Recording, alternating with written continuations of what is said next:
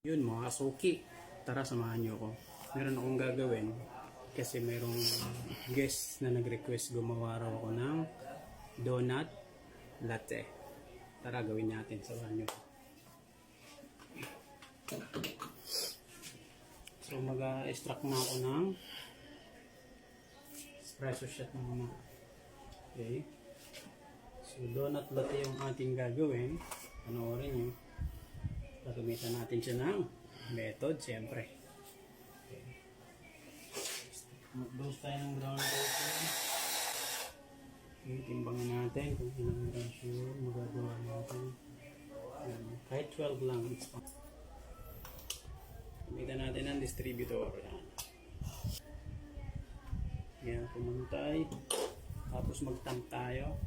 30 pounds lang. Yung finger natin. Sa may press. Agad ni ratio na ibibigay natin.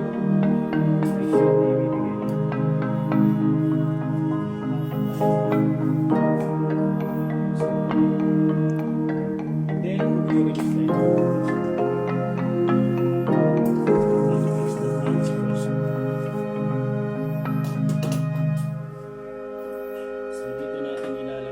Espresso shot. Gagamitin pa rin natin siya ng method.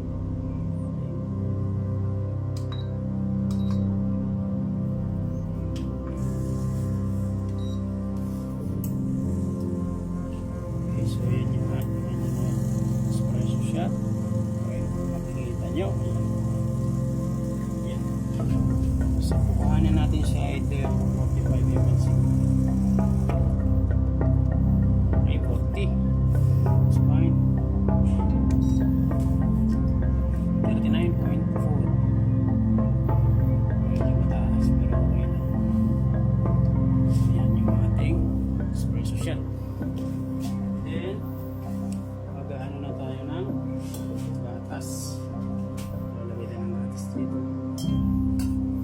I-steam tayo.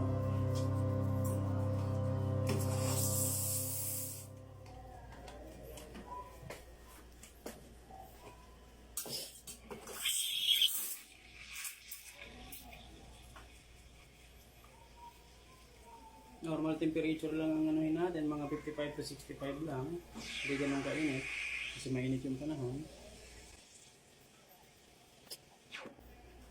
Sabay punos tayo agad kasi in just 5 seconds didikit agad yung gatas, magdadry, so hindi mahihirapan na tayong tanggalin. Okay, ngayon mag-a-add tayo ng whipped cream. Lalagay tayo ng whipped cream dito sa lalagay tayo ng 50 ml na whipped cream. Whipping cream natin. Lalagay tayo. 50 ml lang yung ating whipping cream na ilalagay. Andaan lang. Okay. 1.1. Let's play. Pasok pa rin sa standard. Tapos, yung whipping cream natin ay ating gagamitan ng whisk. Okay, so gagamitan natin siya nito. Whip natin. I-whisk natin siya. Okay. Antayin natin siyang medyo sticky ng kaunti. Saka natin. Okay. Yun, ganun, no? So, antayin natin siya maging ganun. Tapos, dito natin ilalagay. So, lalagyan natin to ng so, yun, maglalagay tayo ng condensed milk mga suki dito 15 grams or 15 ml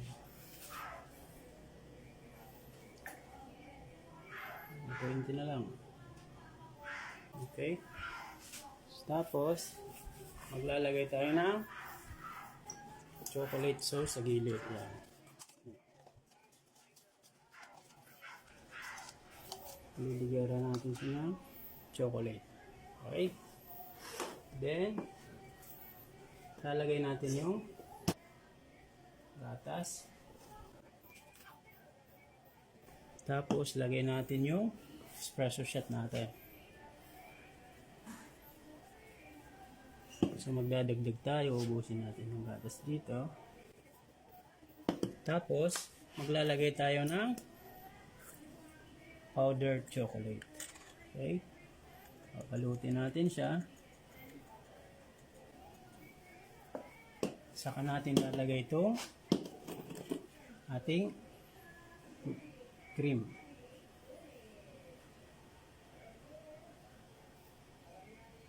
Tignan nyo mabuti, masdan nyo kung anong kalalabasan niya, mga suki.